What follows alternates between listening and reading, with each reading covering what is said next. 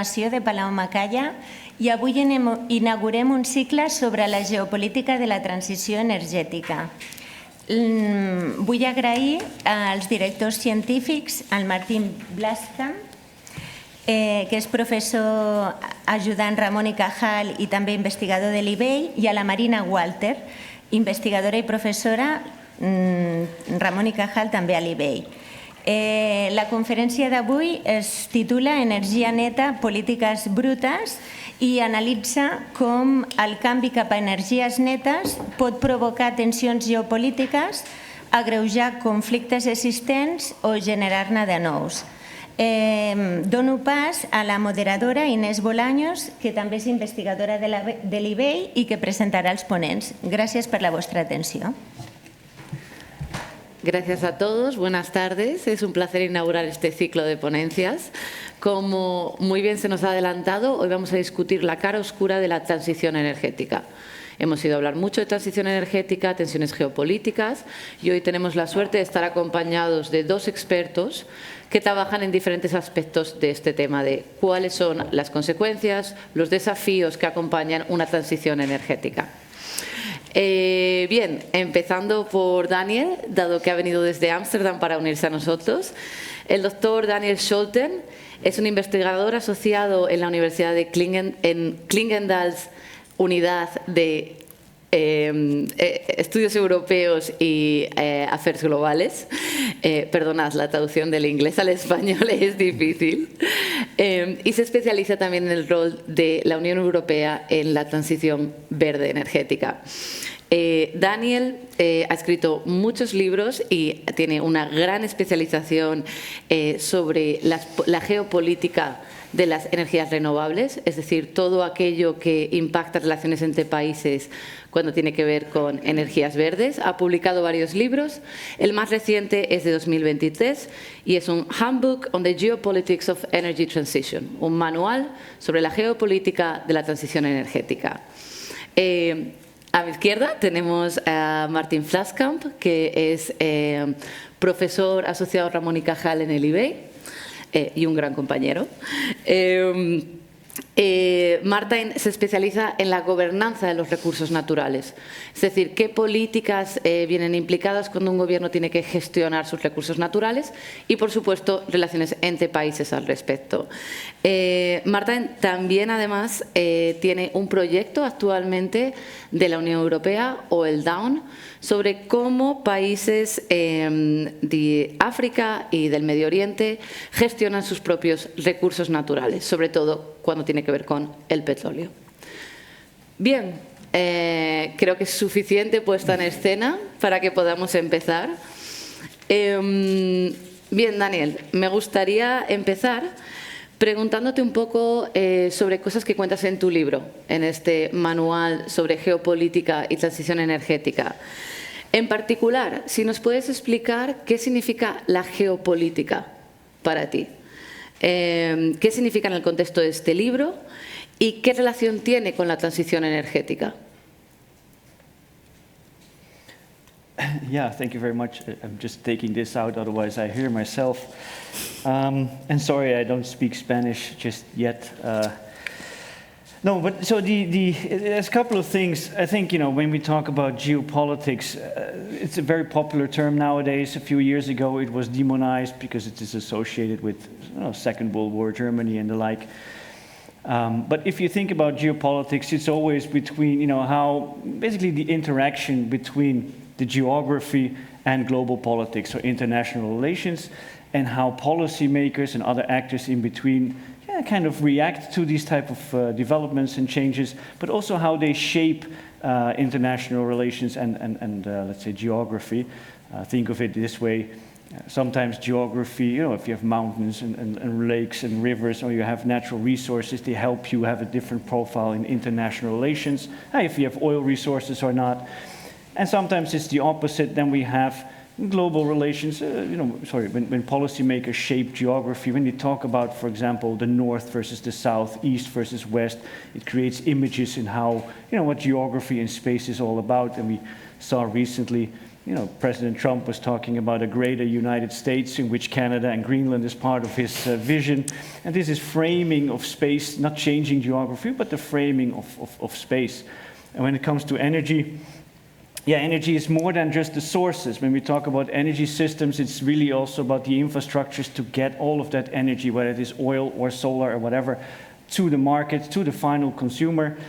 So when we talk about energy geopolitics, it really is just how energy systems, the geography, the technologies, how they evolve and how they shape energy relations between countries.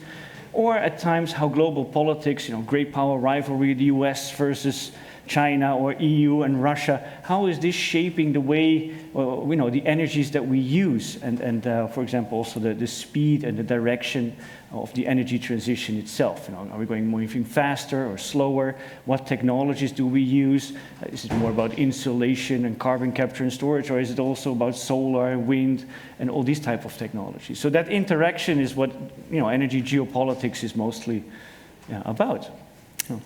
Thank you. And then if I can bounce back to you. Ay, perdón, disculpad, gajes del oficio.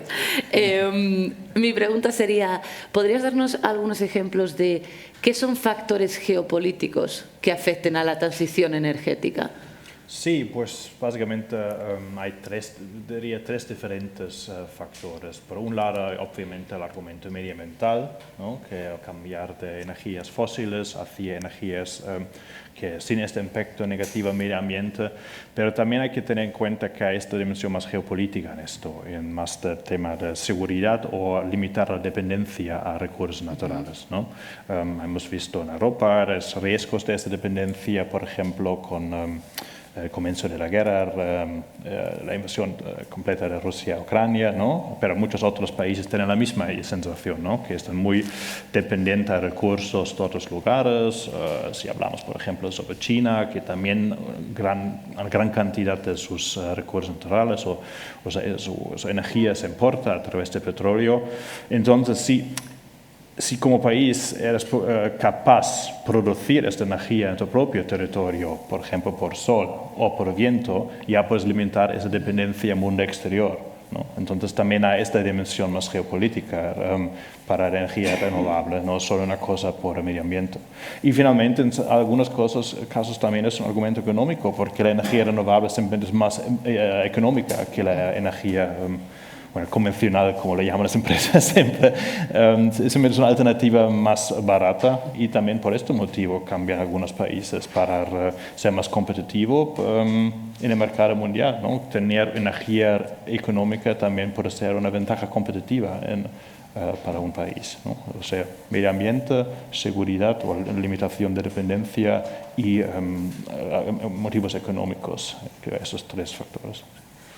Y quizás, Daniel, nos podrías dar algunos ejemplos de cómo estos cómputos geopolíticos, estas relaciones internacionales que tienen que ver con cómo los cambios en la transición energética afectan a esas relaciones. Es decir, el balance global de poder que existe ahora responde a un modelo de geopolítica energética. Con los cambios de la transición energética, ¿qué tipo de, por ejemplo, qué tipo de países van a emerger como ganadores que previamente no lo eran? ¿Qué tipo de cambios podemos esperar?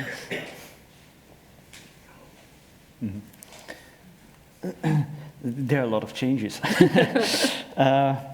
So usually I focus on 8 major expectations that we have, some more short-term, some more very long-term. It will take a bit more than 2 minutes then to talk about all 8. But if you look at the very long-term, I think what we should focus on really is, one, renewable energy is very abundant and quite widespread. You can have them anywhere. Basically, even on the North Pole, there's wind and so on. The other factor is it's much more in terms of electricity and how these things are transported. And these are 2 factors which at the end of the energy transition, if you move now from 80% fossil fuels, which is dominated with solid liquids and gases and with the typical trade flows, either regional or global, if you replace that world with these concentrated reserves, with one where it's very abundant, then basically every country has more access to their own energy, or ability to source their own energy needs. That is not to say it's 100%. If I just look at my own country, the Netherlands, small, densely populated, very many people, there's perhaps not enough space. But if you're a country like Canada, you have plenty of opportunity to foresee in your own needs. And that makes the world very different. Now you have an oligopoly. Some countries have oil and gas, others do not, and there's a problem in getting access to those resources. It creates tensions. In that future world, you would say, at the end of the energy transition, let's say the world is 80% powered with renewables, then you have a world that is much more a buyer's market, where everybody has access to some of it, and it's also easier to switch the country that you're importing from, because your neighbors also have more energy. And then there's the difference with electricity. Now, the main sources of coal, oil, and gas are basically solid liquids and gases. Solid liquids and gases. Yeah. Electricity is quite different. You have these long-distance losses, and so it's unlikely that you're going to transport, let's say, electricity across the whole globe like you do with oil, all the way from the Middle East to wherever corner of the globe. And it's much more a regional setting with regional energy relations and perhaps cross-border flows in electricity than the global energy flows that we have now.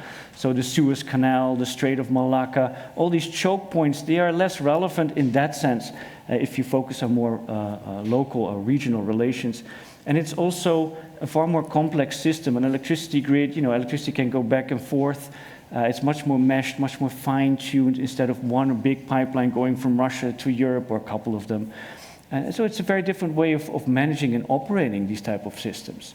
So it's more difficult to cut you off from an electricity system, but it is also much more immediate, because you can't really store electricity very efficiently. There's plenty of possibilities to store it, but it's just not economically efficient to do so. So this is for the very long term, definitely a big change. And in the transition thereunto, it's all about critical minerals and metals. How do we get them in order to produce solar panels, wind turbines, battery electric vehicles? That's one big issue that we see now. There are issues with local production. How do we adapt the grid? The winners and losers, you say, that's actually the one. People usually say the losers are, the fossil fuel, the petro states, right? Because they are selling less, they're earning less, and that's it. And then we have the winners are the ones who are producing solar panels, wind turbines, battery fuels, all these type of things, or hydrogen. That's very simple to say, but for the winners, of course, you need to be competitive. If you're not selling it on a global market, you're not earning enough, so it's not that easy to become a winner. And when it comes to the losers, many people like to say to the Middle East, like, haha. But the problem is the ones in the Middle East, they produce at a very low cost of oil per barrel, and other countries like, Norway are much higher up there, and they're the ones who are going to, first feel the impact of such an energy transition. The ones who are the low-cost producers, they don't have to worry just yet. They can do fine for the next couple of decades before they really have to worry. They should worry more about climate change, to be honest, but it's a different question. Muchas gracias. Por favor. Sí, si puedo complementar algo porque justamente conecta un poco a mi proyecto. Yo estuve hace unas semanas en Arabia Saudí, justamente uno de esos países. Y sí, ahí ve un poco esas dos caras. Por un lado, como tú comentaste, hay este argumento, bueno, nosotros vamos a ser un poco los últimos porque producimos muy baratos, antes va Noruega, Rusia, Venezuela, todos esos producen más caros, entonces igual no es un problema muy inminente, pero por otro lado, esos países sí están muy conscientes y también crean un discurso que ellos pueden producir justamente energía muy barata, porque por un lado, desde luego, tienen mucho sol, mucho espacio y tienen mucho dinero para la tecnología más avanzada que hay en este ámbito ahora mismo. Entonces, ahora mismo Arabia Saudí, por ejemplo, tiene unos objetivos muy ambiciosos que quieren hasta 2030 50% de su electricidad de energía renovable, que quizá no es lo más intuitivo, que piensas, mira, es un país que es básicamente flotando en petróleo, ¿por qué quieren esto? Pero eso es un poco su lógica, ¿no? Que dicen, mira, nosotros podemos producir muy barato, hacemos este cambio, creamos más energía renovable, por un lado para nuestro propio mercado, porque es más barato, por otro lado así tenemos más petróleo a exportar, porque nosotros seremos competitivos al futuro. Y a largo plazo también esa dimensión geopolítica, otra vez, es una manera, al menos regionalmente, mantener cierto poder, ¿no? Hay ahora un plan de enganchar, conectar esta red a Egipto al un lado, a Irak al otro lado, y utilizar también esta energía muy económica solar para influencia política. Y finalmente, solo otra vez ven ese argumento económico, solo para concluirlo, también para atraer otras economías, diciendo, mira, nosotros tenemos energía muy barata, aquí podéis poner un servidor, por ejemplo, economías que requieren mucha energía, ¿no? De hecho, me gustaría preguntaros un poco más sobre estas nuevas alianzas regionales, sobre todo cuando tienen que ver con los ganadores de la transición. Es decir, ¿es probable, posible, que veamos nuevas alianzas regionales construidas alrededor de ese eje de quienes son los ganadores de la transición económica, de la transición energética, tanto en Europa como fuera de Europa? Sorry. So specifically on the winners, I didn't say so much just yet. If you look at the global situation right now, it's very different than around 2010. Around 2010, Europe was well on its way to be very at the forefront of this global energy transition, both in installed capacity and in patents and research and development. In the last 15 years, you've seen that China has moved ahead considerably. They dominate the market, depending on whatever, solar panel, wind, or batteries that you look at. It could be 80–90% of the market. It's huge. And the rest is up for scraps. The only thing I can say is that when it comes to anything that is not electric, but more molecules-based, so hydrogen, CCS, call it bioenergy, this is where their lead is less so. So there's more opportunity for, let's say, the West to still be a market leader in that. But when it comes to these alliances, that's actually a difficult question, because so far, I think the EU, the US, China, other Asian countries, mostly the global north, they're trying to outcompete each other with becoming a market, dominant player. I think, but the EU in secret is not so unhappy, or actually quite happy, that the Americans are kind of dropping out of that race, because Trump kind of pulled all the money away and is back on track with fossil fuels. So this gives us one less competitor to deal with. I do see also the global south, we didn't talk about it that much. They're not in the race to produce these technologies just yet, but they do have a lot of the critical minerals and metals that are required to build them. That is the rare earth metals, and the lithium, copper, cobalt, and so on. Not so rare as people actually say that they are, but the mining is a bit the problem. It needs to be ramped up in order to deal with the expected global demand uptake. But the global south, of course, also sees is the third actor. You have the rich global north. They want to produce clean tech. We have fossil fuel exporters who are a bit worried, but they have possibilities. And I think Norway has the same model, renewable at home and sell fossil fuels abroad. And then you have the global south, which have a lot of these resources, and they also want to do the processing at home.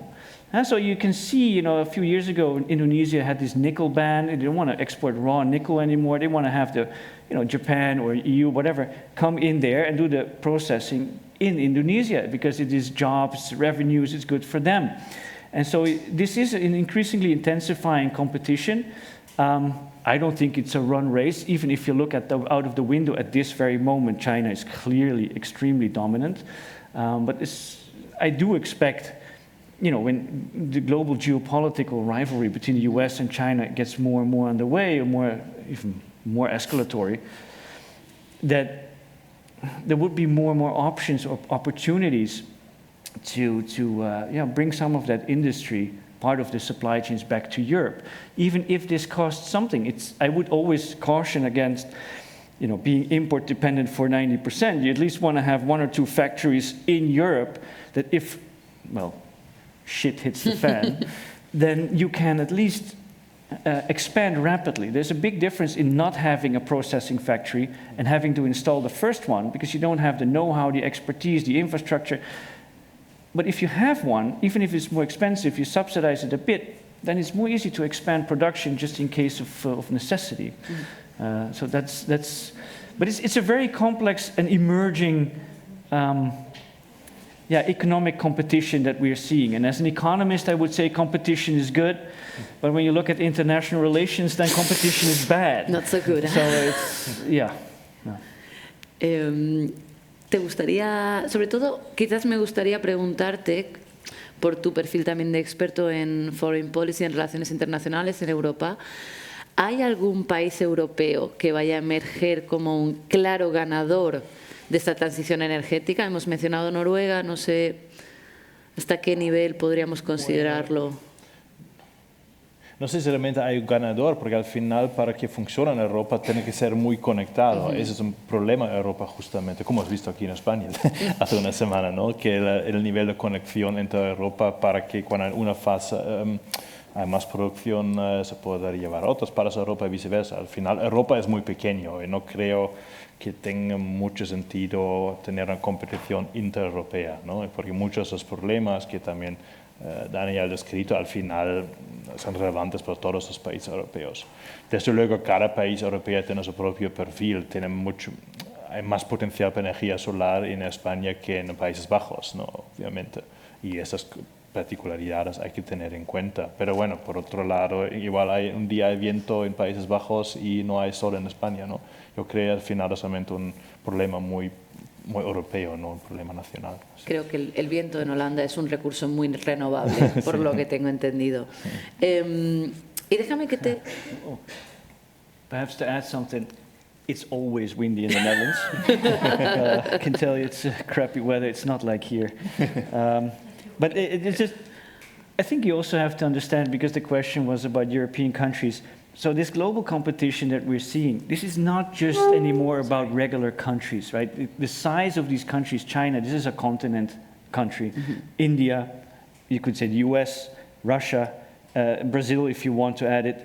These are continental-sized states, far bigger than the size that we are here. Because Germany, it still looks very large on, in terms of economic GDP and exports, but in principle, 82 million people. What's that?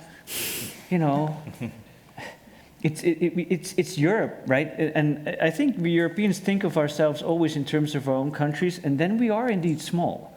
But compared to Russia, we are, without Britain even, it's 450 million people. This is 3 times the size of Russia, with the GDP of Russia being half of Germany's, I guess. That's a real small country. It looks very big on the map, but it's really small. It's just a regional power. It's boxing above its weight. But the EU, the way we see it, is very different from how many other countries see us, because they are looking at the EU as this big trade bloc, and it does matter.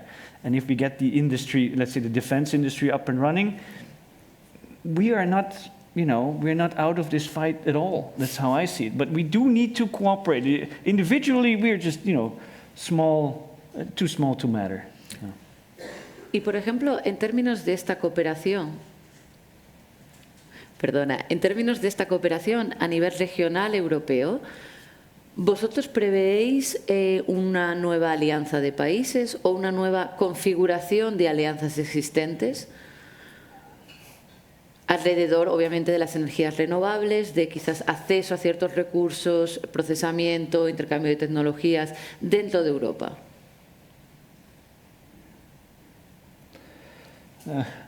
I don't think I see a very coordinated effort. What I do see is there are industrial regions like in the Netherlands or Germany which are more focused on hydrogen than other areas because it's more relevant to them.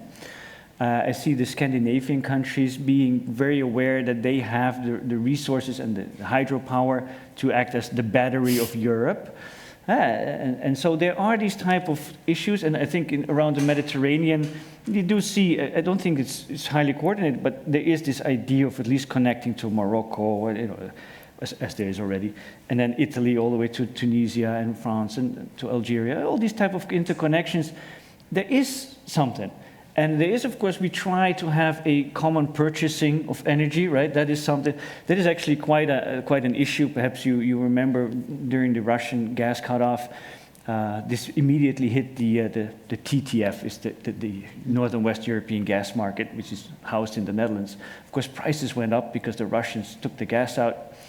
And then immediately you also started to get the solidarity started to crumble. Because perhaps you remember that Spain wanted to import LNG somewhere else and didn't want to pay the European price as of the TTF. It wanted to have the lower price of the LNG at that moment. And so you immediately have different countries trying to scramble to keep the prices low. This might work on the very short term for specific countries, but for the long term, you would, of course, always present yourself as one bloc, because if you are a consumer bloc of 450 million people, and perhaps with the British it's more than half a billion, then you can just leverage a better deal in the Middle East. And that's something we need to learn. And we have Eastern Europe with very different energy mixes, Southern Europe, Northwestern Europe. But every country has that, normally speaking, right? The US has that the same. You have the East Coast, you have West Coast, you have the Midwest. But if you act as one country, you can somehow, you will manage it. It's just how I see it. Si pudiéramos ponernos de acuerdo en qué hacer con Europa, habríamos salvado Europa. Por favor. Ahora, hay más cooperación, sí, en el tema ahora con los recursos naturales que están necesarios justamente por producción, ¿no? Que el año pasado se acordó el... ¿cómo se llama en castellano? Critical Raw Materials Act, este acto de materiales críticos. Sí, sí. Y esto justamente tiene unos objetivos muy claros para incrementar el número, para limitar un poco la dependencia de esos materiales brutas o crudas que se necesitan en Europa para la producción de energía, ¿no? Daniel ya ha mencionado algunos, como las tierras raras, como el litio, por ejemplo, para baterías de coche. Todas estas tecnologías que es necesaria para la transición energética o las materias para generar esta energía, ahora gran parte de eso estamos importando. Y eso también es una debilidad de Europa, ¿no? Por un lado la falta de industria, pero también, incluso si tuviéramos la industria aquí, no tenemos los recursos naturales, ¿no? O en algunos campos incluso no tenemos el conocimiento ya por el tema de como ejemplo de procesamiento de algunas materias. Y entonces la Unión Europea ahora ha formulado esos objetivos que al menos 10% deben ser producidos en Europa de muchas de estas materias críticas. Por una parte de esto es reabrir unas minas nuevas en Europa, que justamente hace en marzo creo se publicó una nueva lista con 47 proyectos estratégicos, como abrir minas, abrir plantas de procesamiento, etcétera, etcétera. Eso es una parte de esto. También incrementar el porcentaje de procesar estos recursos aquí en Europa, creo 40%, más reciclaje, desde luego, creo 25%, y finalmente reducir la dependencia, ¿no? Algunas materias crudas ahora mismo casi 90% o más que 90% vienen de China, y el objetivo es que el máximo debe ser 60% y si es posible incluso menos, ¿no? Entonces, en este ámbito la Unión Europea ahora mismo es bastante proactiva. Habrá que ver cuáles serán los resultados, como es una cosa muy reciente, pero... Es decir, hay una voluntad política europea de que esto es algo que tenemos que enfrentarnos juntos, tener una... Es realmente muy fuerte, es incluso hasta el nivel, todo este Critical Raw Materials Act se acuerda menos que un año, que es para temas europeos casi el récord. Y también hubo un voto en el Parlamento Europeo que todas las fracciones, salvo la de más de izquierda, que más o menos 50-50, era casi unánimemente en favor. O sea, de centro de izquierda, verdes, hasta la extrema derecha. Todos estaban a favor, porque se ve como un tema tan esencial geopolíticamente para Europa y para los países de Europa también. Muy bien. Bien, hemos hablado un poco de la logística. Ahora me gustaría también hablar un poco de los problemas. Es decir, la transición energética es algo que estamos viviendo, es algo que es necesario por las demandas de nuestro mundo actual. También es algo que es positivo para diversificar, pero también hay riesgos implicados en una transición energética. ¿Cuáles dirías tú, Daniel, que son los riesgos, por ejemplo, a nivel de desigualdades? Es decir, ¿la transición energética puede aumentar la desigualdad? ¿En qué contexto? ¿Cómo? So when it's specifically about inequalities, I think there are a couple of levels. So what you usually see within a country, right? Who were the first adopters of renewable energy? Probably the well-off, middle-aged house owners with solar panels, electric vehicles. They were first to use. It's much more difficult for poorer people to have access to clean energy because often they rent an apartment, so they cannot just install solar panels. Electric vehicles are more expensive. And so they live in worse conditions, but they also have less access to it. And that's one of the different inequalities that you would see at home. Within Europe, you could say something similar. If you're Poland and you just got your independence 30 years ago, basically from the Russians, you want to move away from Russian gas, but then you're going to just buy German solar. So they also want to use their own, let's say, coal industry and have their own plants.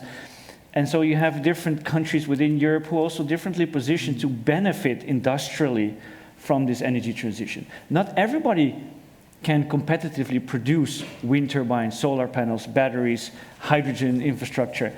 And so some will win more than others in that sense. Everybody can win in terms of local air pollution or energy security because you just add more energy sources to the existing mix, so you broaden it. But the industrial gains, the jobs and revenues are, like we said before, up for grabs. And I think in many ways, a decade ago, if you asked the European Commission, it was about energy security, a bit more renewables, so less dependence on oil, and it's good for the climate and local environmental pollution stuff.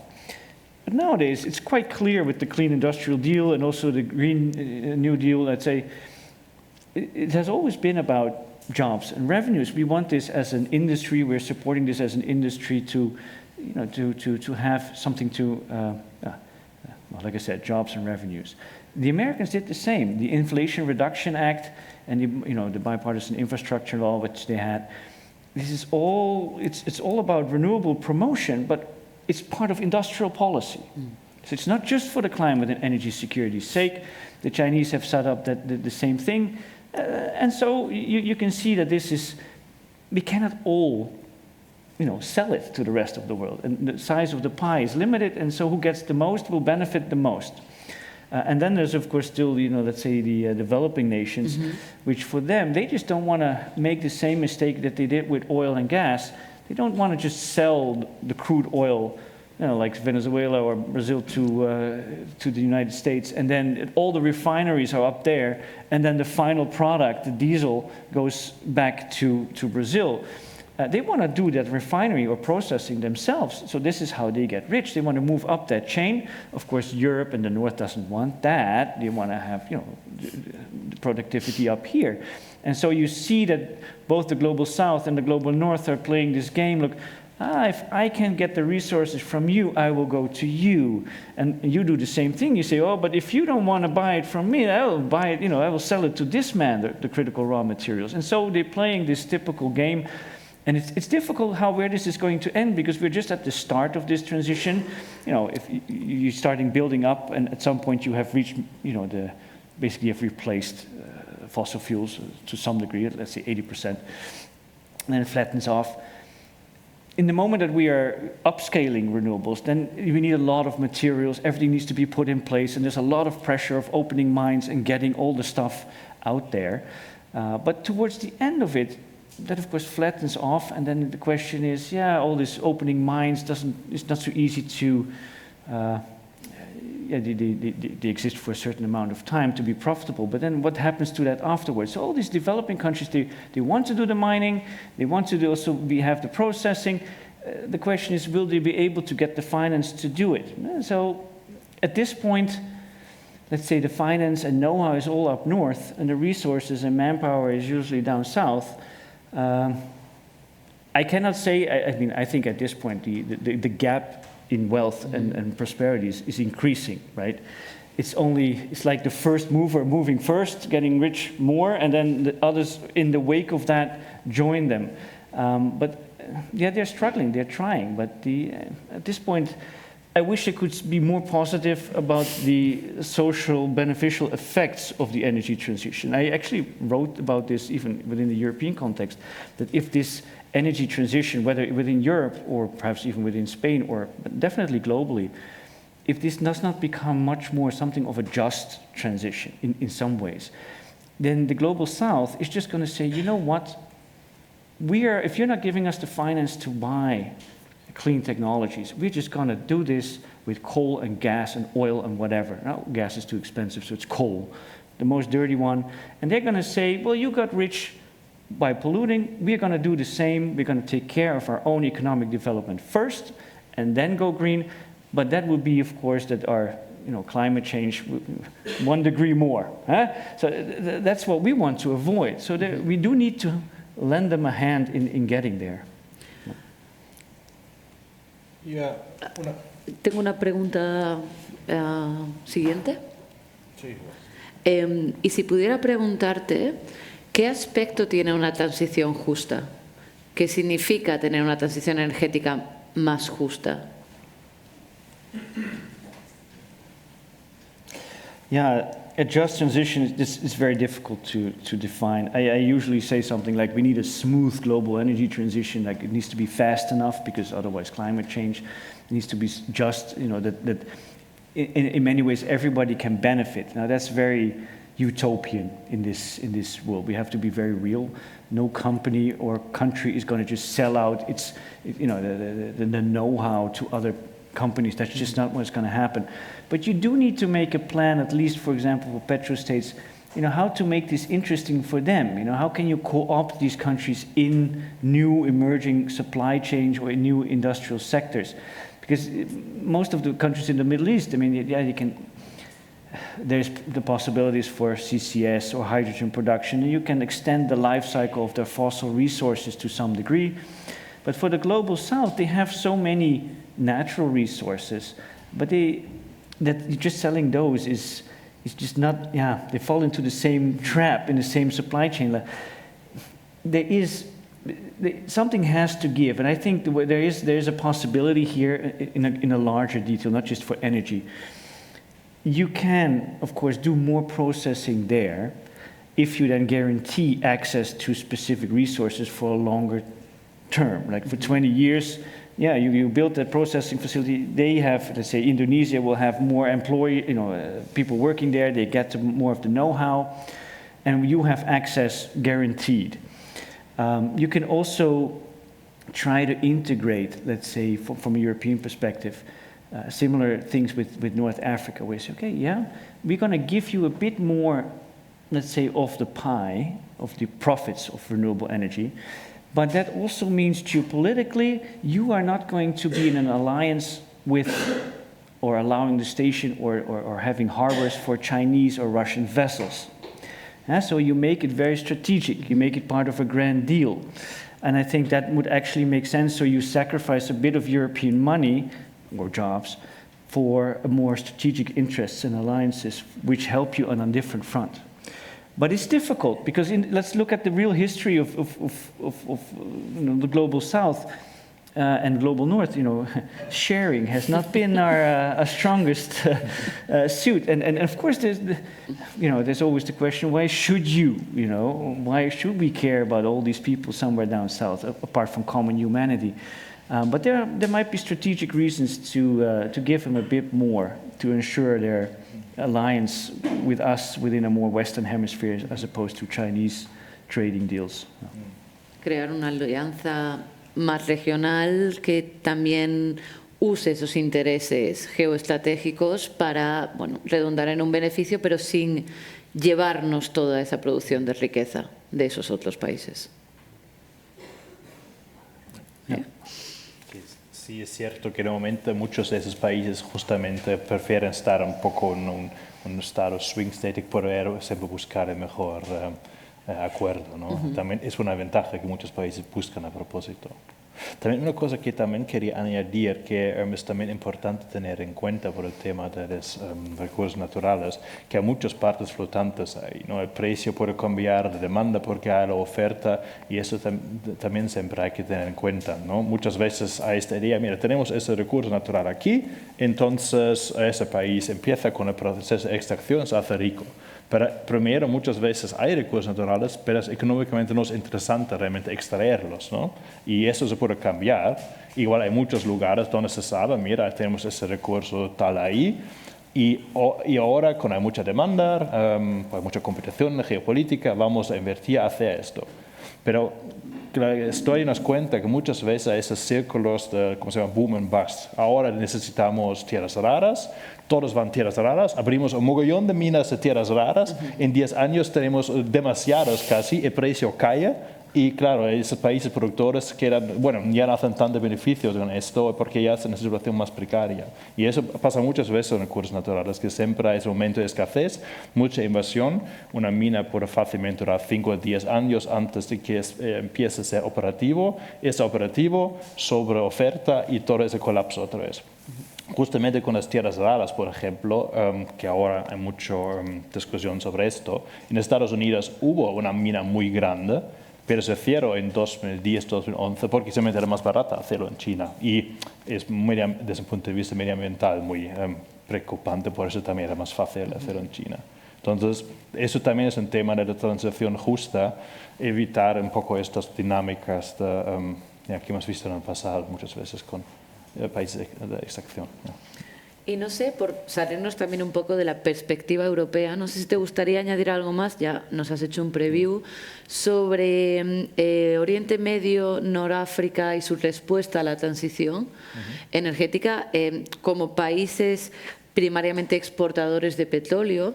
¿Están ellos metiéndose en este tipo de aventuras, por decirlo de alguna manera, o están ciñéndose mucho más a...?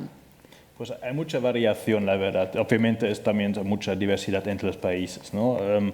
Primero se puede hacer ya una diferencia qué países exportan energía fósil ahora mismo, ¿no? Y cuáles importan.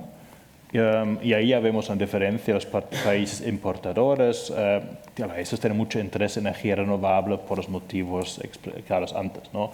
Como Israel, Turquía, estos países, ellos ven esto de una manera para limitar su dependencia, ¿no? Ese es un tema. Hay dos países productores, también hay diferencias. Hay unos países que simplemente no tienen la capacidad de tener esos planes a largo plazo por problemas de estabilidad política, si hablamos sobre Libia, por ejemplo.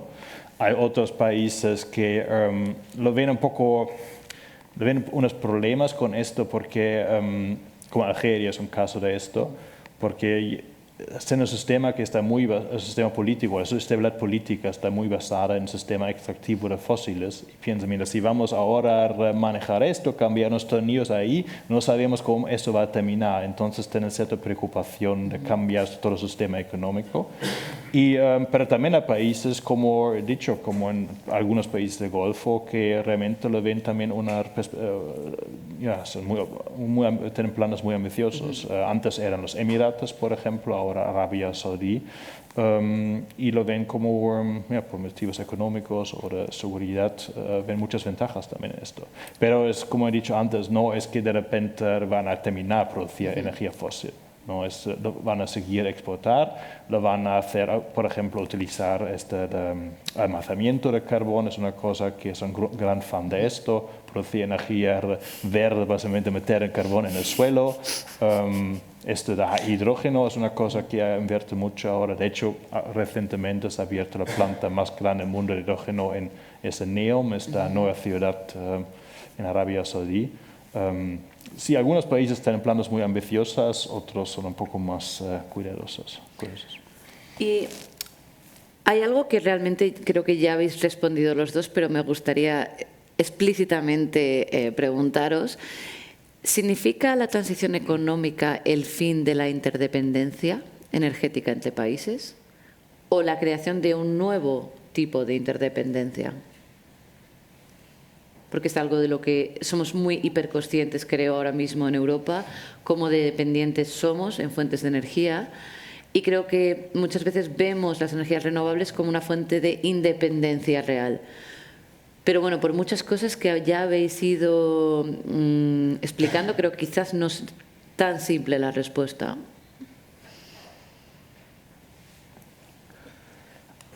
No, it's actually, I think we just see a shift in dependencies, right? At the core, this whole issue of geopolitics is about shifting trade relations and shifting dependencies. I think you can say that the trade in energy sources, oil, coal, and gas, that is less. Right? We're not going to exchange as much in terms of value, especially in euro values, in terms of solar or wind compared to fossil fuels. That's a bit crazy.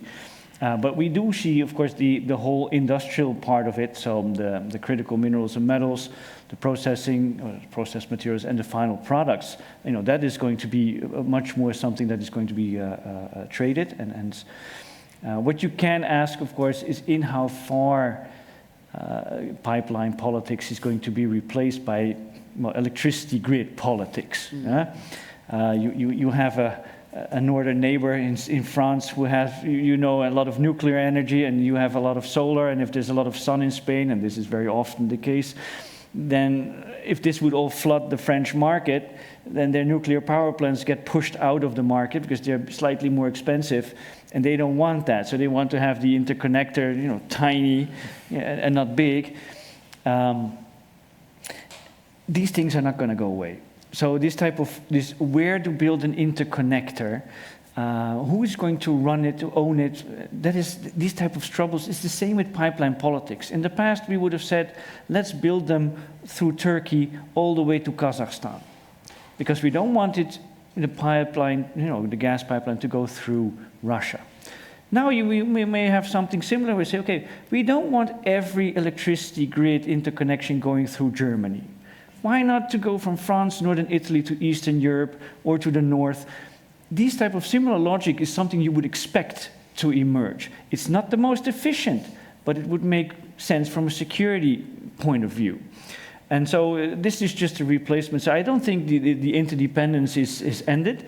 I do think that when it comes to pure energy flow, so hydrogen perhaps a bit less, but electricity definitely, is more regional, continental. You're not going to actually buy, let's say, a kilowatt hour all the way from China and then use it here. That doesn't make any sense economically.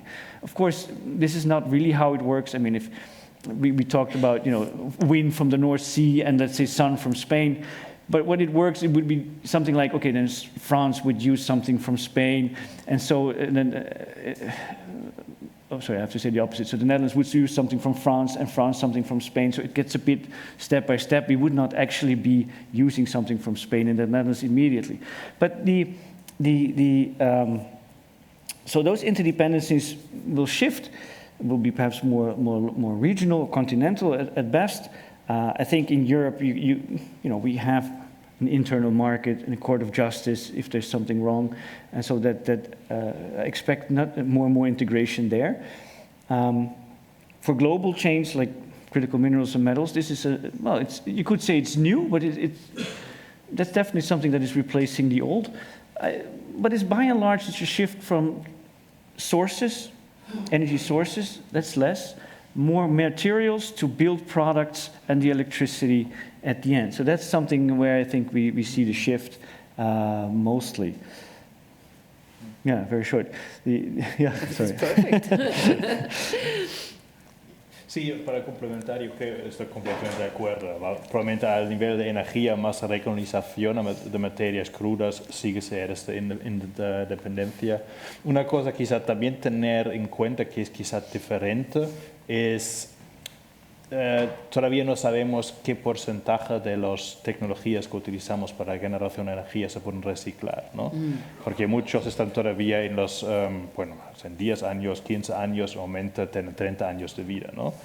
Si estamos capaces de reciclar muchas de esas materias crudas una vez que han pasado este tiempo, desde luego tenemos que importar menos. En vez de reciclamos lo que ya tenemos en Europa o en China o Estados Unidos, se queda básicamente en el círculo económico de esta región y requiere menos importación, ¿no? Y esto también puede cambiar mucho la demanda a nivel global, ¿no? Que simplemente había quizá un momento de 20 años mucha demanda, pero después se baja la demanda otra vez, ¿no? Porque por un lado se puede reciclar simplemente lo que hay. Bien, entonces no estamos tanto hablando de una desaparición de la interdependencia, sino de la creación de nuevos tipos de interdependencias regionales. Quizás algo que también me gustaría preguntaros es, bien, ahora lo que vemos son nuevas configuraciones, nuevas cadenas de supply, nuevas cadenas de suministro, gracias. Y igual que las antiguas cadenas de suministro de petróleo tenían sus debilidades, sus vulnerabilidades, ¿cuáles pueden ser las vulnerabilidades de estas nuevas cadenas de suministro de energías limpias o energías renovables?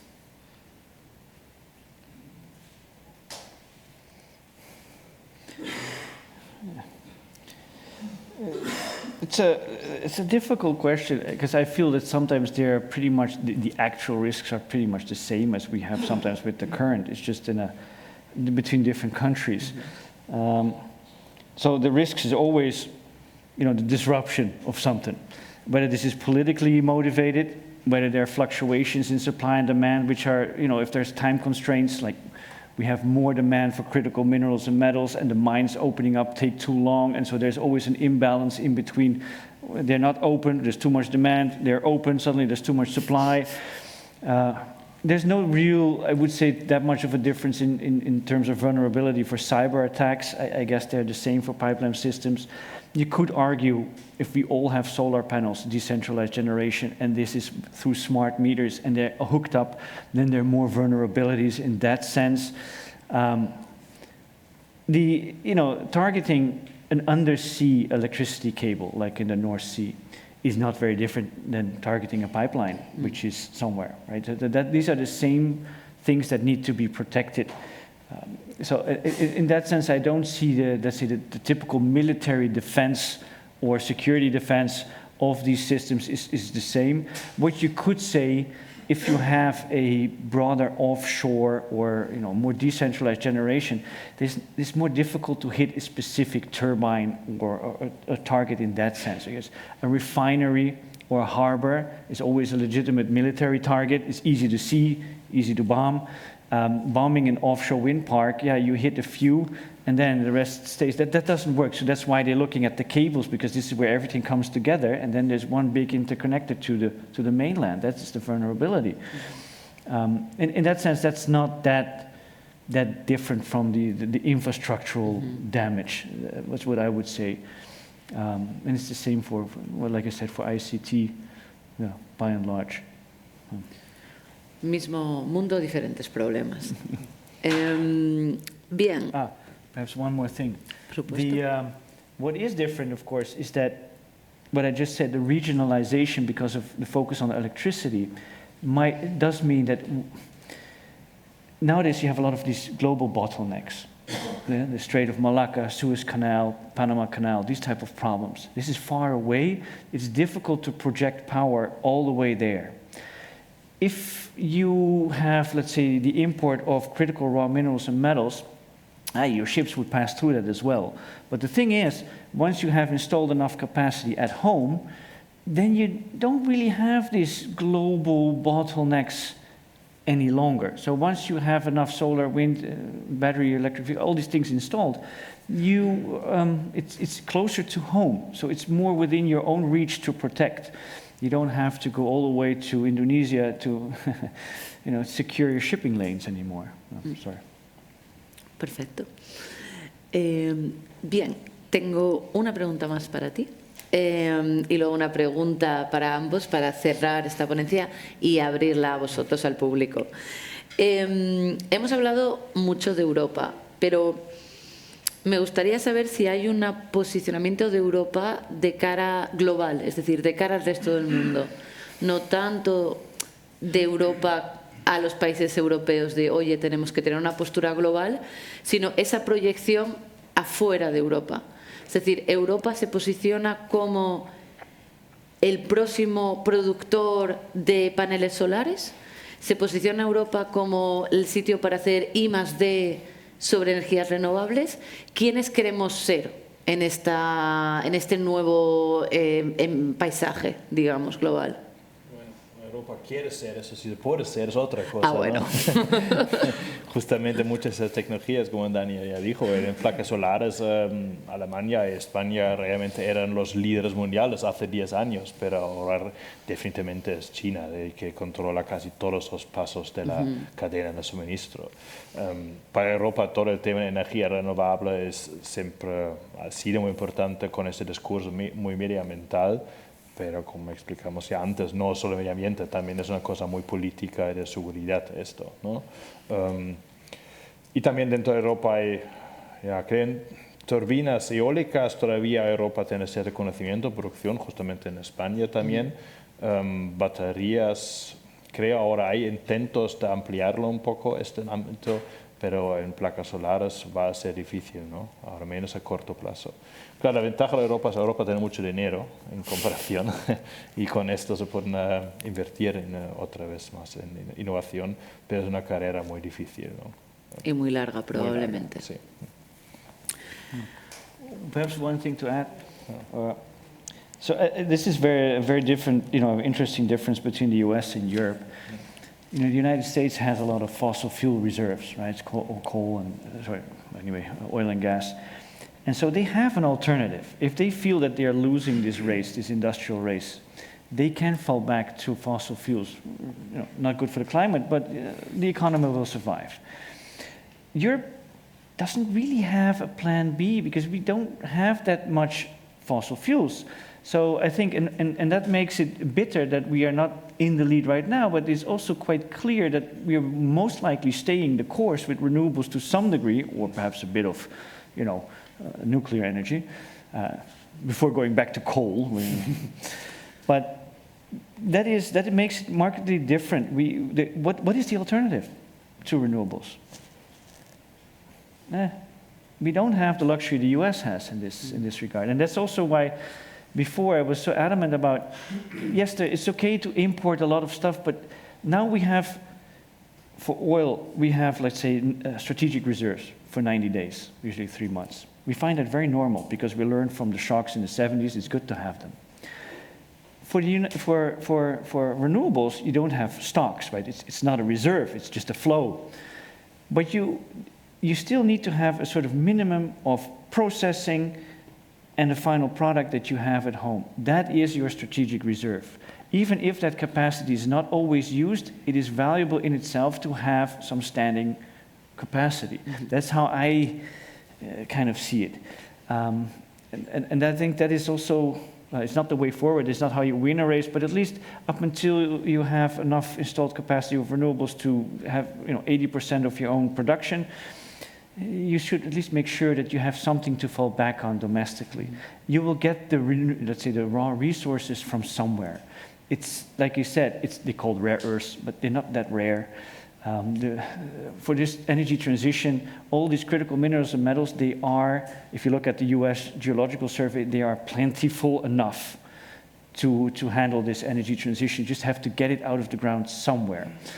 And so that is a policy of diversification, of origin, coupled with some basic domestic facilities for processing and making batteries and wind turbines. That is the safest way to go. Sorry. Espero que alguien en Europa nos esté escuchando. Bien, me gustaría cerrar con una pregunta más general de proyección al futuro. Estamos muy al principio de la transición energética, pero imaginémonos que estamos dentro de 20 años. ¿Qué pinta tiene la transición energética entonces? ¿Estamos ya en un mundo donde las renovables son la regla y los fósiles son una excepción? Obviamente es puramente especulativo, pero ¿qué, digamos, dentro de 20 años, qué pinta tiene la transición energética? ¿Cómo es?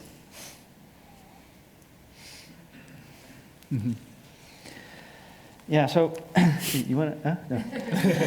You want to be brave first? Sí. No, la verdad es que obviamente es muy difícil decir. Que sí es cierto que hasta ahora siempre hay muchos modelos, ¿no? De la Agencia Internacional de Energía que hacen proyecciones, cómo crece la producción de energía renovable o expectativas de la demanda de petróleo, y hasta ahora casi siempre han sido demasiado conservadores. Energía renovable ha crecido mucho más rápido que ellos han expectado, habían esperado en sus modelos. O sea, eso es una noticia positiva, pero también dice que difícil es hacer proyecciones, pues esta gente realmente sabe mucho de estos temas, ¿no? Yo creo el problema va a ser que hay un punto que, digamos, la fase fácil ha pasado y hace el próximo salto. Y ahí encontramos temas de almacenamiento de reservas, ¿no? Que encontramos maneras que no utilizar energías fósiles para esto, por ejemplo. Y por otro también hacerlo en transición realmente global, porque como Daniel explica muy bien, está muy bien que hacemos todos aquí placas solares y todo en Europa, pero si Sudáfrica dice al final, bueno, para nosotros es más barato carbón, claro, al fin, a nivel mundial no llegamos muy lejos, ¿no? Y creo que esta va a ser la gran tarea pendiente de los próximos años, hacer realmente una transición global, no solo, digamos, de Estados Unidos, o Norteamérica, Europa, China y algunos países más, ¿no? Yeah, I think what you will also see is a lot of the troubles, just very basic problems that we have now is the grid integration of renewables, right? So it's a lot of households with solar panels and fluctuating wind, and the energy system wasn't designed with fluctuating production. It was always demand was going up and down, and we just switch on and off a bit more the gas-fired or coal-fired power plants. I think those things are teething problems. They will be solved. It's an engineering problem. Yes, it costs money, but we have everything we need to solve it. So that's one thing. I hope by 20 years, let's say it's roughly 2050, these targets are really about net zero, and globally we're not going there, and not close enough. I think these problems that we see coming up with critical minerals and metals and these new supply chains, that is something that will probably endure up until 2050 for sure, until we have this all installed. And it's just a lot of uncertainty. We have established since the Second World War all these trade relations with so many countries based on oil, coal, and gas, and now suddenly this is all in flux. Every country is asking, with whom should we trade? With who is a good, secure supplier? And others are asking, who is a secure buyer? Because if we in Europe shout, we're going to make an energy transition very loud and proud, then the people in Russia or in Saudi Arabia are going to think, yeah, but so we're not going to sell it to them anymore. They're unreliable buyers, right? So it's the opposite is often forgotten. But I do think that issue will slowly but surely, over the course of the next 25 years, be solved. It's not an easy issue, but it will be. And what is left around 2050, 2060, we get far into the future when oil and because oil and gas deposits, it's like 40 and 50 years expected of current reserves that we know. So then we are in 2070, 2080. There's going to be some pressure on that, and then I think this is when renewables come into second gear, where you see, okay, this really depoliticizes energy relations. There's simply enough renewables to go around.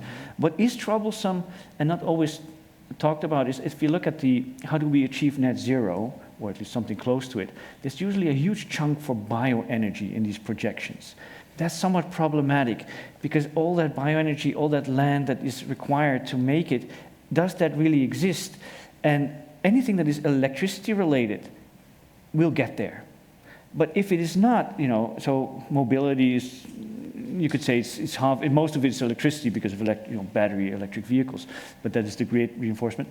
But there's also the hard to abate sectors, the heavy industry, steel and chemicals, the shipping, aviation. That's more challenging. And so the same with heat. How are we going to do that? Is that then all hydrogen or not? Hydrogen, green hydrogen at this point, 3 times as expensive as steam methane reforming from gas. So it's definitely, I think that is more of a problem. So electricity, okay, everything else,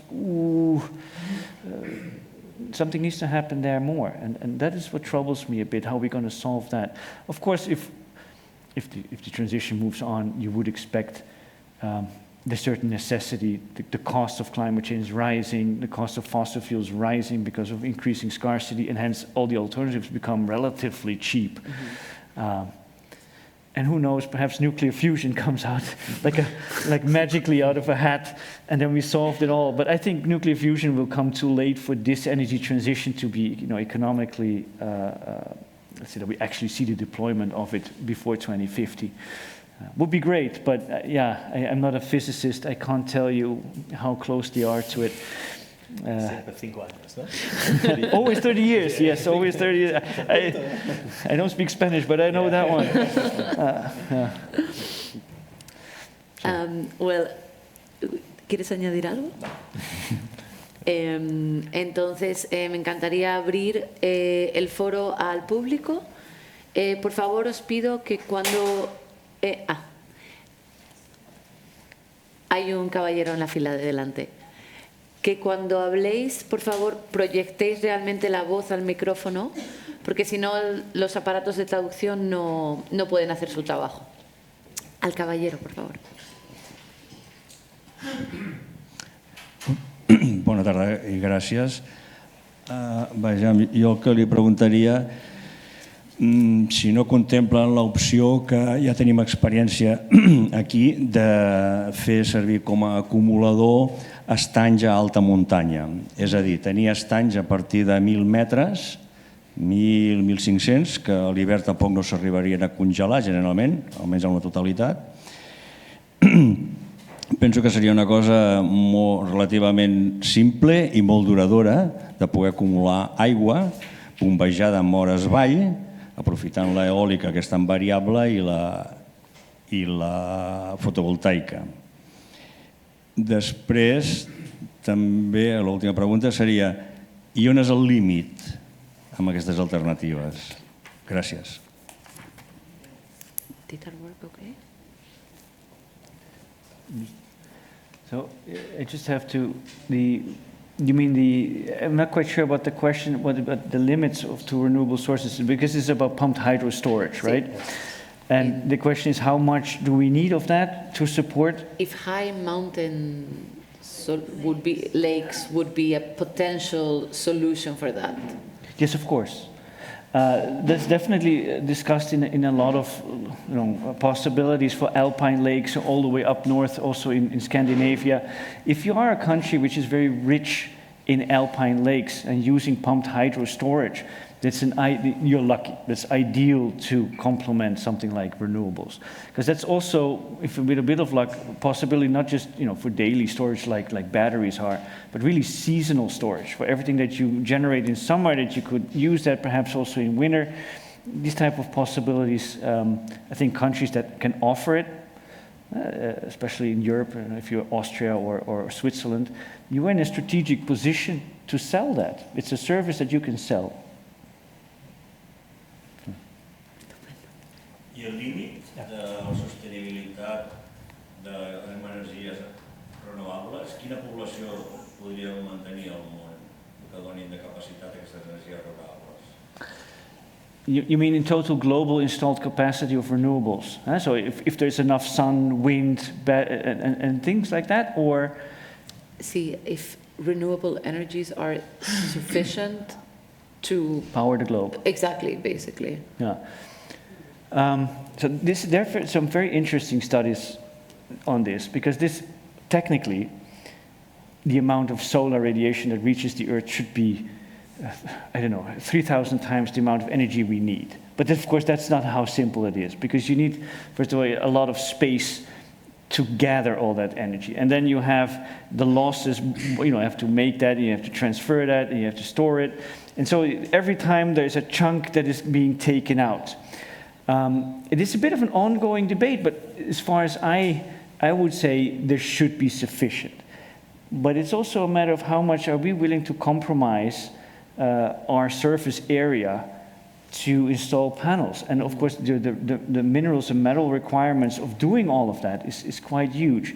So why not to have perhaps a bit more nuclear to support where it is possible, and renewables, you need to give and take. I would also say if we, yeah, how to say, I don't want to, personally I think yes, there should be enough. But it really depends on how much we are willing to sacrifice our space for energy generation. Bona tarda. Ara diu que també s'ha posat de moda l'energia verda. ¿Podría repetir la pregunta, por favor? Que ara s'ha posat de moda l'hidrogen verd. Diu que hi ha una central de Barcelona a França, em sembla, però no s'ha acabat encara de fer, encara està per fer-ho, i diuen que això pot ser acumular-la, aquesta energia es pot acumular, no com l'energia elèctrica normal, que no pots acumular-la, tens de gastar-la. I què es diu que es pot acumular amb aquest gemà? I, a més, es pot fer amb eòlica i amb solar, l'hidrogen verd. Què us sembla això? L'alternativa. La primera pregunta era sobre esta energía verde que están ahora creando desde Barcelona a Francia. Y la hidrogen verde. ¿Qué es energía? Es green energy.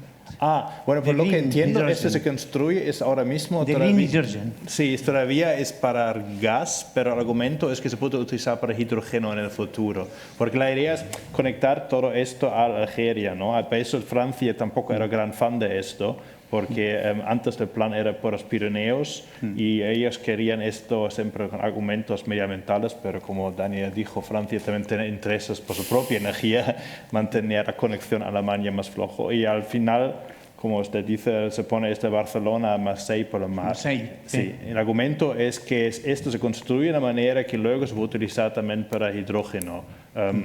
Ahora, yo no soy ingeniero, no sé hasta qué nivel eso es cierto, es un argumento para justificarlo políticamente ahora, como es impopular decir, mira, construimos más fósiles. Es que hidrogen verde, de green hydrogen, se puede fabricar y guardarse, en cambio la energía no se puede guardar, tiene que ser a base de depósito. Y eso se puede hacer con eólica o solar. Sí. No, hay muchos países que ahora justamente optan por este hidrógeno, como en Marruecos, por ejemplo, es uno de los países, y esa es la lógica. Luego Marruecos, Algeria podrían hacer hidrógeno ahí, como tiene mucho sol, utilizar esta infraestructura. Es para no confiar con el gas ruso. Sí.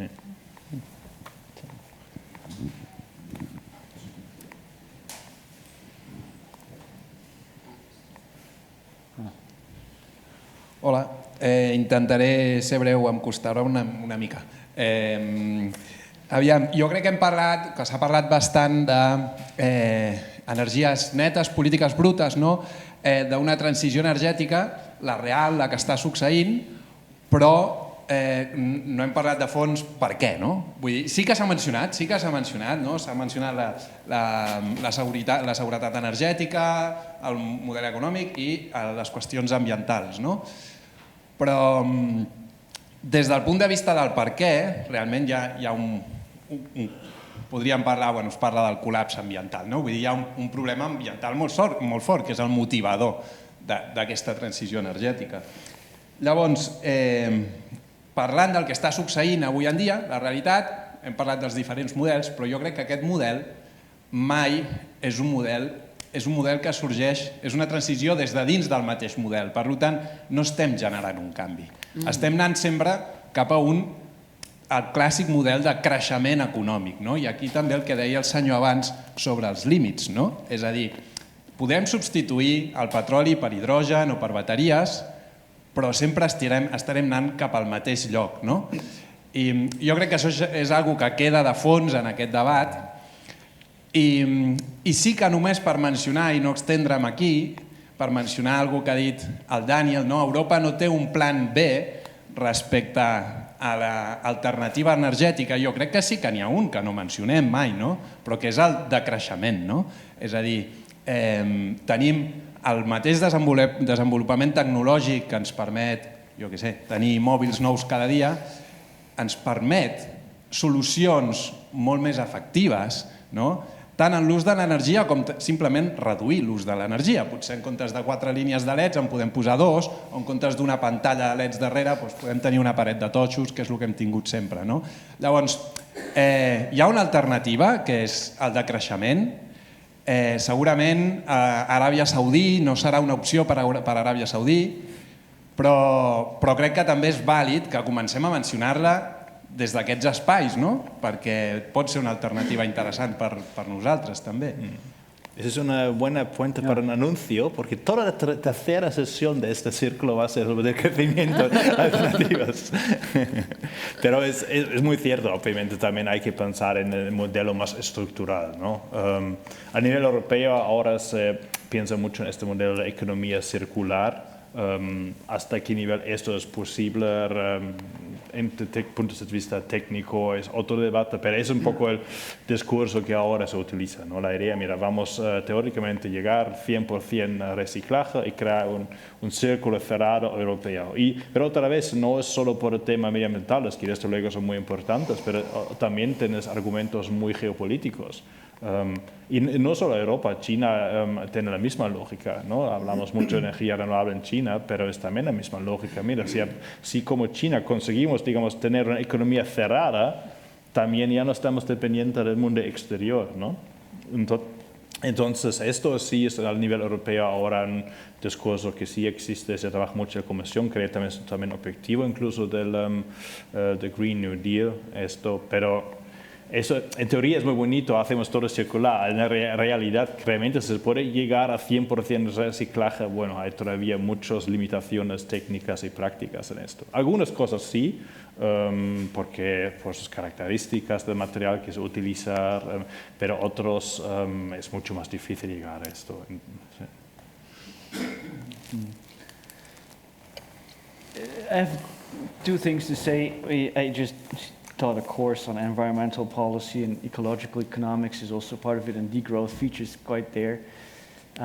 You do see, of course, in the last couple of decades, this energy intensity, lowering in GDP growth. So there is a decoupling taking place. The question is whether we have to go to degrowth completely, or whether we can live off quite some while from more and more decoupling. And maintain a sense of economic growth with less and less energy input. I know that's not perhaps what an ecologist wants to hear, but that's one thing. Now, I'm going to say something perhaps a bit controversial, but the reason why I think that degrowth is not an option is very simple. I mean, we live on a finite planet. There is a limit to what we can use. Don't get me wrong. We are living in a time, and I didn't say this, and I should have said it when you asked that last question. We live in a time where there's a very strong or increasing geopolitical rivalry. What is happening is that usually in those times, we focus on other things than the long term. We focus on the short-term competition with the rivals, and not the long-term problem that is energy transition. So we're taking the eye off the ball. We're focusing on the military stuff and not on the climate. And that's what we see, and that's the biggest risk that climate change is facing right now, is that geopolitics is trumping everything, and we forget the long-term problem. But it's that same problem why degrowth is not an option. You cannot sacrifice short-term economic and military growth at the cost that your competitor doesn't do anything on degrowthing. So they are keeping on growing. They have more money. They have more tanks, planes, whatever. This is, in the current state of affairs, simply not a feasible political option. That's very sad. And we human beings have never been able to solve this conundrum until it has been too late.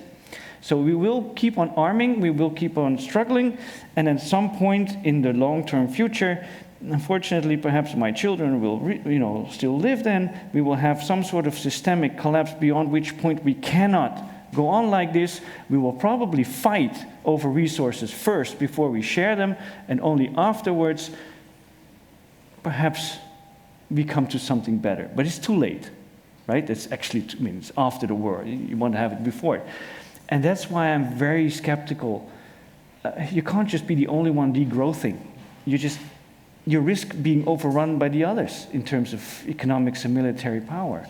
And I like to think about human beings in a positive way. It's like individuals are like this, but collectively, this is how we have behaved since ever. And so this global political rivalry comes at a really inconvenient time. I wouldn't have, you can say much about the Americans as you want, but having 50 years more of, let's say, American leadership as it was in the 1990s would have perhaps been the stage where we can collectively, under the leadership of one country, address some global issues. But the framework to do it is not there. And that's why I end on a very depressing note. Tenemos tiempo para un par de preguntas más, quizás preguntas más positivas también. Una pregunta muy breve. ¿Ustedes se imaginan que la transición energética implica necesariamente que se dispare el autoconsumo? Pequeñas comunidades de usuarios que se organicen y que las grandes corporaciones eléctricas, energéticas pierdan poder y los estados también? ¿O es un futuro utópico? Pensar en unos estados donde la gente sea 100% autosuficiente desde el punto de vista energético. So I think you're talking mostly about local cooperatives, right? So it's not countries who are self-sufficient purely, but really communities who generate more and more themselves.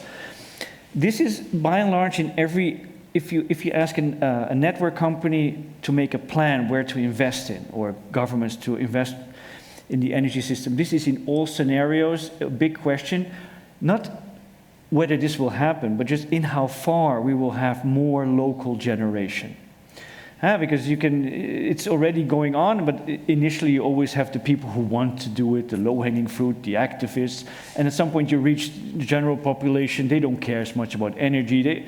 But it's nice to have a house which is built and then you have solar panels.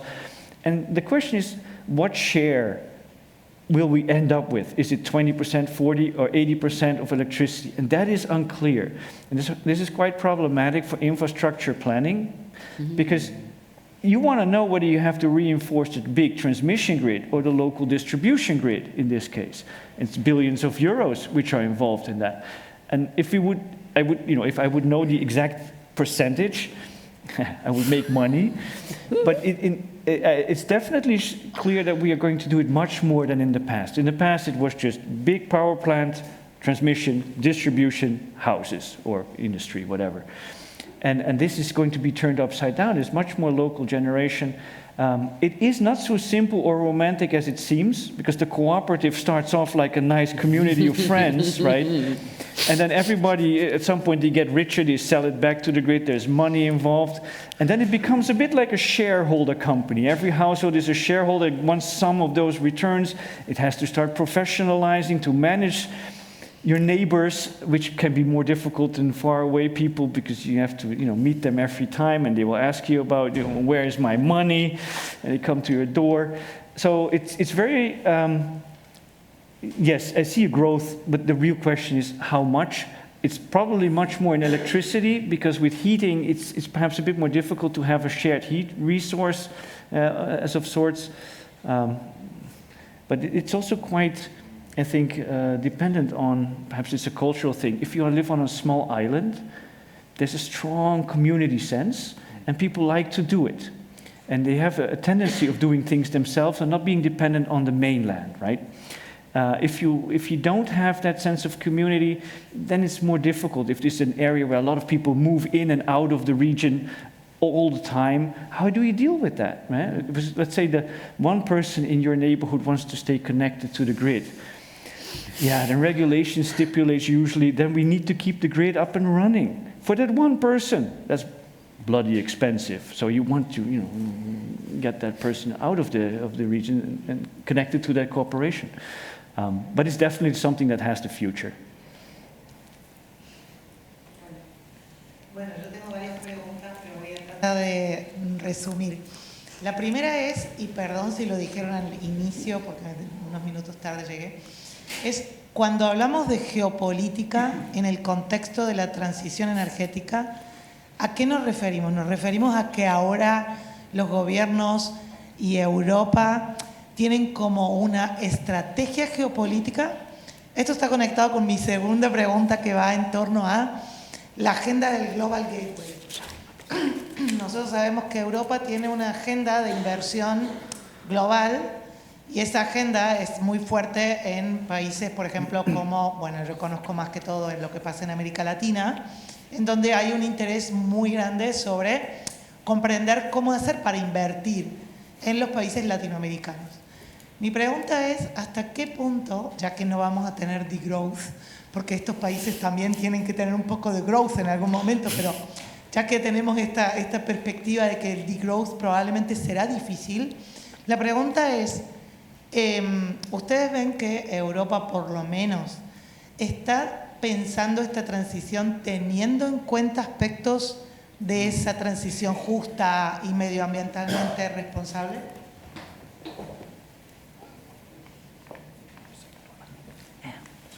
Bueno, ese Global Gateway sí, es esa gran iniciativa ahora en la Unión Europea, un poco de respuesta a la presencia muy fuerte de China en África, pero también en Latinoamérica, como China ha sido muy proactivo, tener un papel muy prominente en muchas cadenas de suministro de recursos naturales, no solo por su propio suministro, pero también por tener este poder en las cadenas de suministro. Y la Unión Europea muchos años no ha sido muy activo en esto, ahora han activado ese Global Gateway justamente un poco como una contraoferta a muchos países, ¿no? Y efectivamente, una parte, muchas veces inversiones en proyectos de infraestructura y algunos también se vinculan a proyectos extractivos.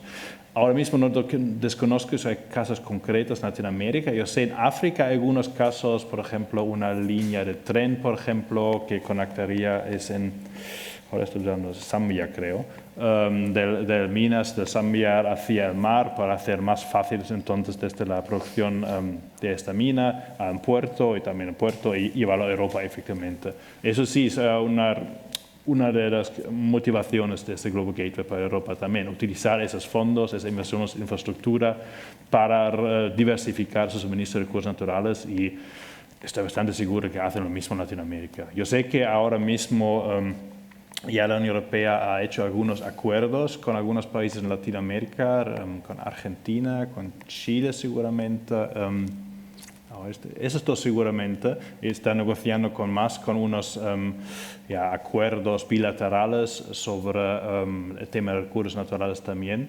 Eso dicho, muchas de esas se puede encontrar en la página de la Unión Europea su primer borrador, pero las negociaciones son un poco menos claros y muchas veces se mezclan también otros temas como este Global Gateway y todo. Pero sí, es una parte, para concluir un poco, sí, todo esto, tema de recursos naturales, es una componente importante del Global Gateway y las interacciones de la Unión Europea con los países en Latinoamérica también. Sí.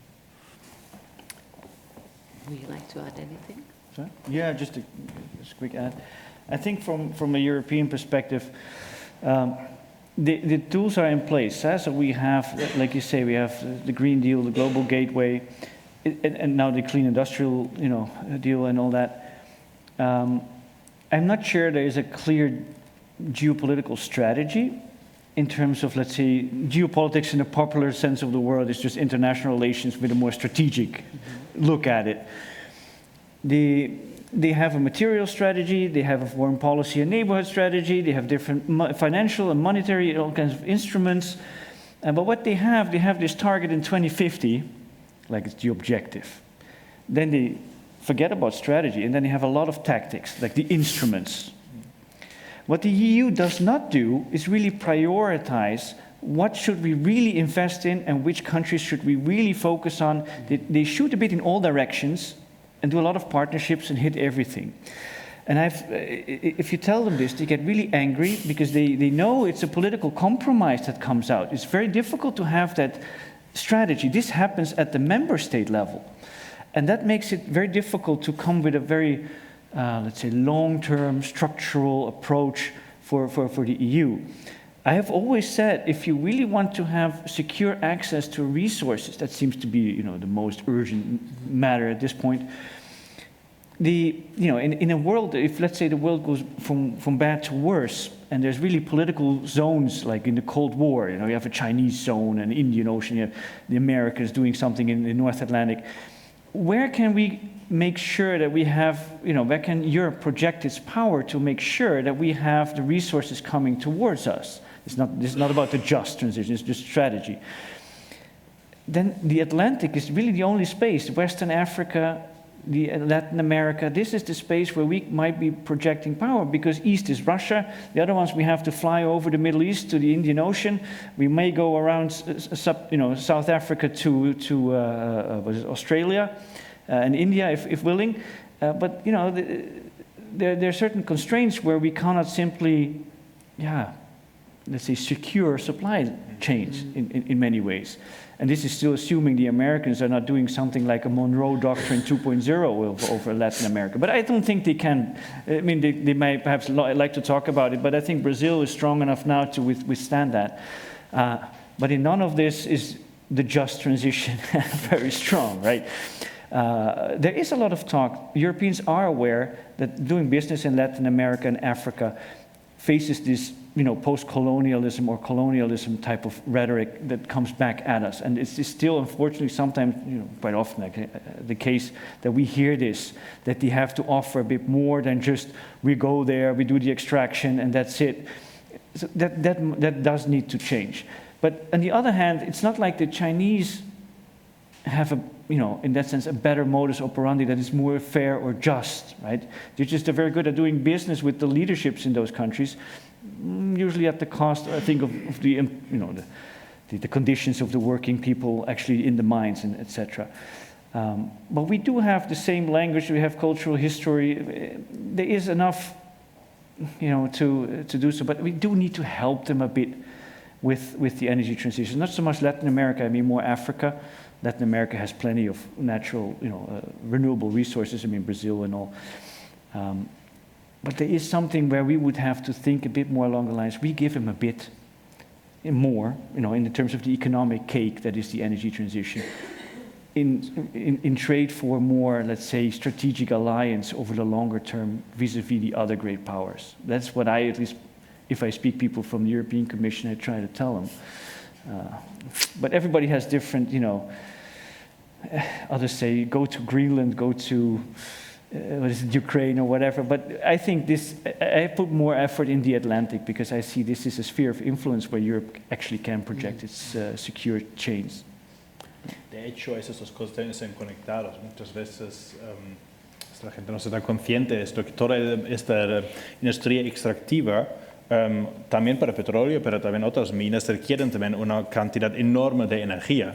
Por ejemplo, muchos países en el Golfo, un porcentaje muy elevado de su uso de energía para extraer petróleo es justamente meter energía para extraer el petróleo. Entonces, si queremos abrir más minas, también va a subir la demanda de energía en esos países a la vez, ¿no?